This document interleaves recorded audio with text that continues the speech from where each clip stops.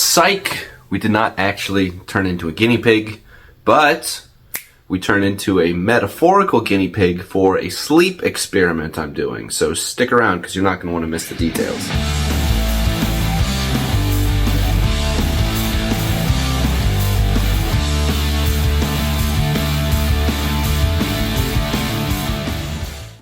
Okay, so before we get into what the experiment actually is, let's talk about what we know about sleep. We know that we need sleep, obviously. Everybody needs sleep. But many people don't know that we sleep in 90-minute cycles. It's approximately 90 minutes, but it's roughly a 90-minute sleep cycle. And when you go to sleep at night, you sleep through multiple sleep cycles. Stage 1 sleep is light non-REM sleep. This is when you're falling asleep. It's about 10 minutes. Very, very light sleeping. So you can be woken up easily. You're not fully asleep yet, but you're more than have just gotten into bed. So you're kind of asleep, but not quite. Stage 2 is regular non-REM sleep. This is where our muscles begin to relax. This is where our eye movement slows down. Our temperature also drops. A lot of people don't know that your body temperature has to drop anywhere from 1 to 3 degrees to actually fall asleep. And then when you wake up, it increases by about 1 to 3 degrees. So that's pretty cool. And this sleep stage is about 35 minutes. But the interesting thing is that this stage of sleep will increase through each sleep cycle. So for every sleep cycle you go through, stage 2 sleep gets longer and longer. Stage 3 is deep non-REM sleep. This is the most interesting stage of sleep because if you are woken up from this stage of sleep, this is when you are the groggiest. This is when, you wake up feeling horrible even after a long night's sleep. You still wake up feeling groggy because your sleep stage doesn't allow for you to be woken up. The interesting thing, this is also about 35 minutes, this sleep stage, but as you go through each sleep cycle, our amount of deep non-REM sleep actually decreases. So regular non-REM sleep will increase and deep non-REM sleep will decrease. And lastly, stage 4. Can you see stage 4? We can't see stage 4. Hold on. There we go. Stage 4 is REM sleep. This is what everybody's familiar with. This is where we actually dream. REM sleep stands for rapid eye movement, and this is where we're dreaming. We are out, knocked out. However, waking up from REM sleep is actually very comfortable for us. It's very natural for us. This stage of sleep is about 10 minutes, but for every sleep cycle, the amount of REM sleep is going to increase. So now that we've talked about the things we know about sleep, let's get to the things we don't know about sleep. Okay, so here's the interesting parts about sleep. So what we don't know is how many sleep cycles we actually need in a 24-hour period. So it's obviously going to be different person to person, but we don't know what it is. So what I'm trying to figure out is how many sleep cycles do we actually need? The thought behind this is we know that we can overtrain our body, but can we oversleep? That is the big question. It's not a matter of sleeping too much because sleeping is a good thing, and if your body needs to sleep more, you should sleep more. But if you're not getting effective sleep, then just sleeping more doesn't solve the problem. So, is too much of a good thing a bad thing? Potentially. Not so much because you're getting too much of a good thing, but because you're not getting a good thing. The thing that sparked my sleep experiment was the question of, is it a matter of how much we sleep or how effective our sleep is? Are we waking ourselves up in the middle of a sleep cycle, which is disrupting our natural sleep patterns? Because I like to get up with an alarm clock. Church Burglars is doing a lot. I like to get up with an alarm clock to have more hours in the day. That's sort of where the sleep experiment came about, is I just want to do more things.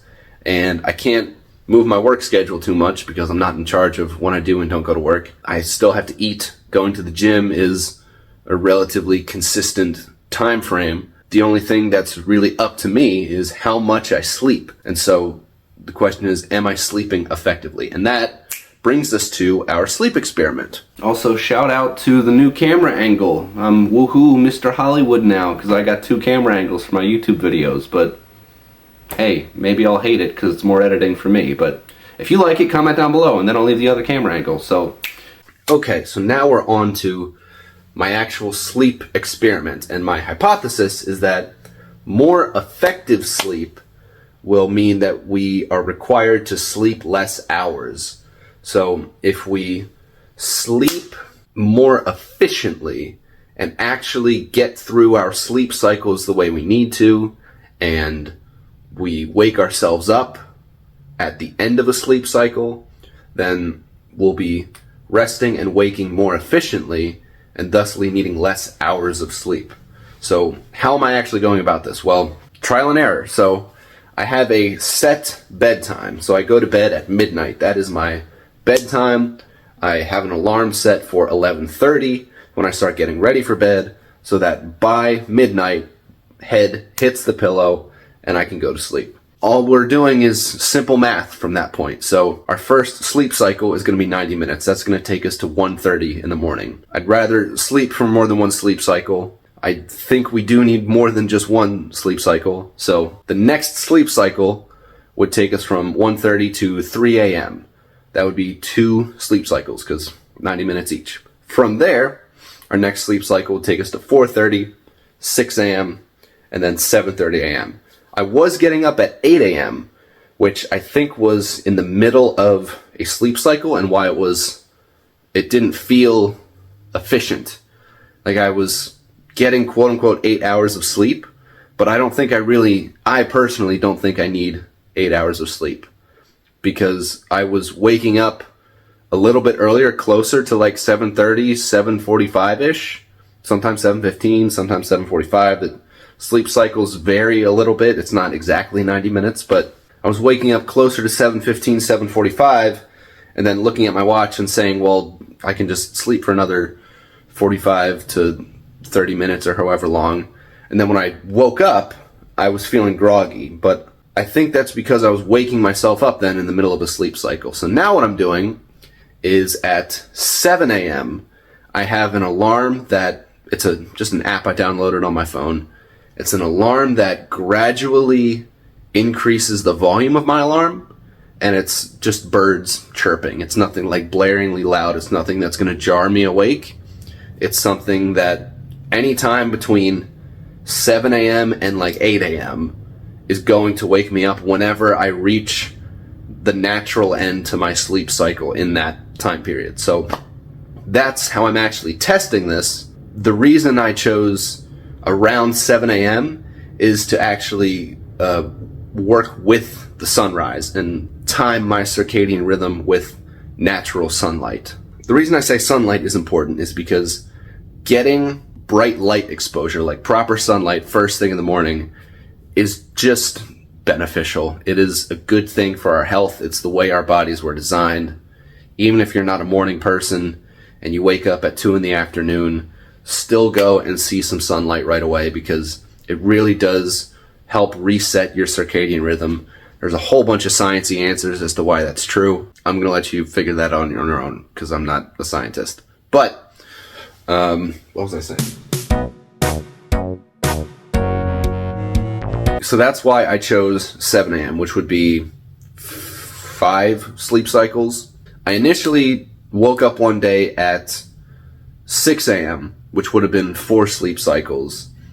And I was just hit with option fatigue. Like I thought I really planned my days out, but from going from waking up at about 8 a.m. to now 6 a.m., I had a whole extra 2 hours, and I just had so many options of what to do. I was just overwhelmed, and I decided to go back to bed. Wow. So day 1 of the experiment was a flop, but since then, I guess I've been doing this for about 3 days now.